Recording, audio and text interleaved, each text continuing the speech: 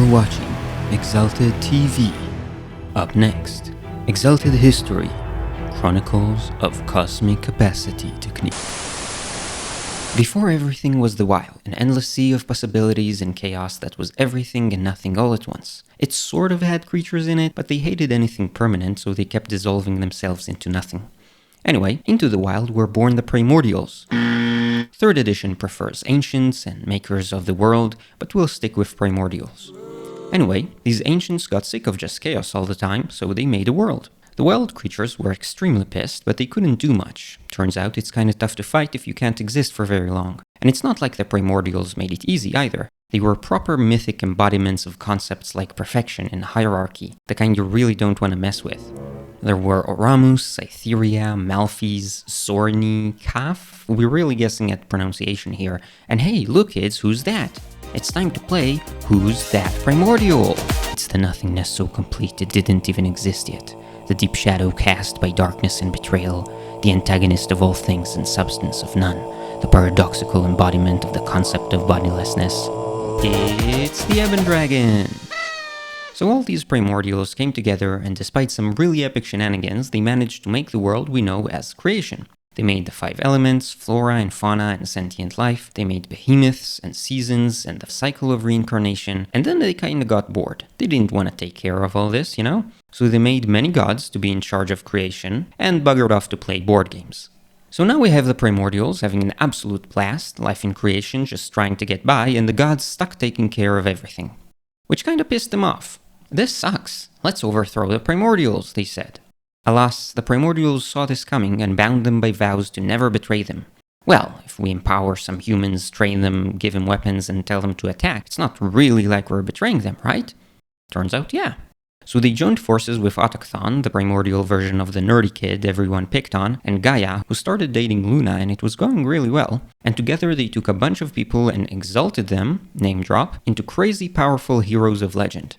Unmatched potential for growth, and other than the dragon-blooded, when killed the exaltation would just find a new host and start all over. The ensuing war is known as the Divine Revolution. It was absolute insanity and much was destroyed. Like, a lot. Like we don't even know how much because many things were made to have never existed in the first place. Eventually, the primordials were defeated. Some were killed, which really shouldn't have been possible, and became the Neverborn. Their souls gummed up the reincarnation cycle and created the void and the underworld. Other primordials surrendered and were twisted into the Yozis, imprisoned inside their leader Malphys. As they died, the Neverborn cursed the Exalted, and the Yozis swore revenge and eternal hatred. The winners didn't really care though. Most of the gods went to live in a grand old city in the sky, and the Exalted got to rule creation. They had a great time building all sorts of cities and magical artifacts all around the world. The Solars, chosen of the sun, led the whole thing and made a bunch of awesome crap. The Lunars, the bestial chosen of the moon, were second in command. The sidereals of the 5 planets were advisors, and the dragon-blooded of the elemental dragons were the muscle. This was the first age. It was, by most accounts, a really nice time to live. No shortage of food or shelter, cities under the sea and in the sky, a lot of magic to smooth things along. You know, a utopia. You can probably guess where this is headed. Remember the great curse of the Neverborn? It kicked in after a while. The Exalted, and the Solars especially, started to get really full of themselves. Less benevolent rulers, more egotistical maniacs, which isn't a great pairing with world-shaking superpowers. So the sidereals, crafty bastards that they were, took matters into their fate-shaping hands. They convinced the dragon-blooded to ambush the Solars and forced the Lunars to flee.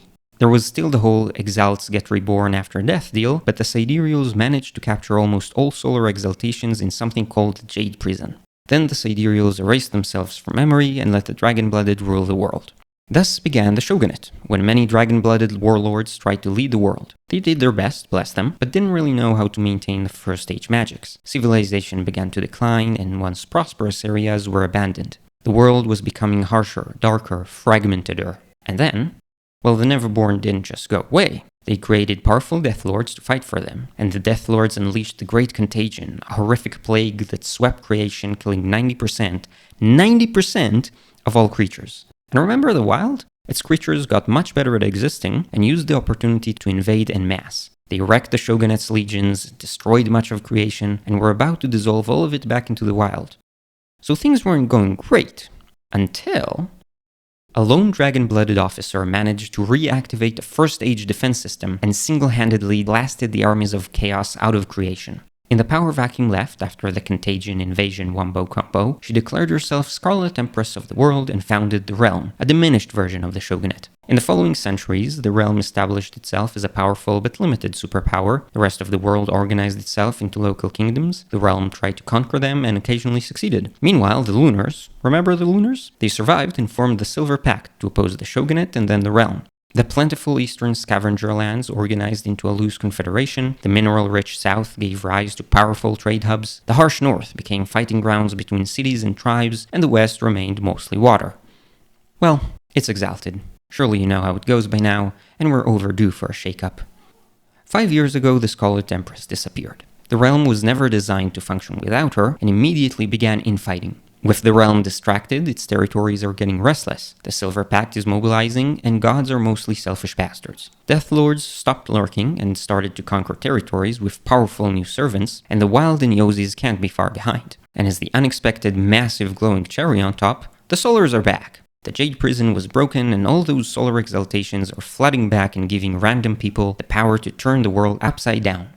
And that's where and when the game of Exalted takes place. A time of great instability, almost everywhere is on the brink and just needs a little push. You play the Exalted, and it's up to you to make right and spread your might. Will you tend to people's plight, or simply let the world ignite? Think before you pick a fight, and don't let the blood apes bite. Nighty-night.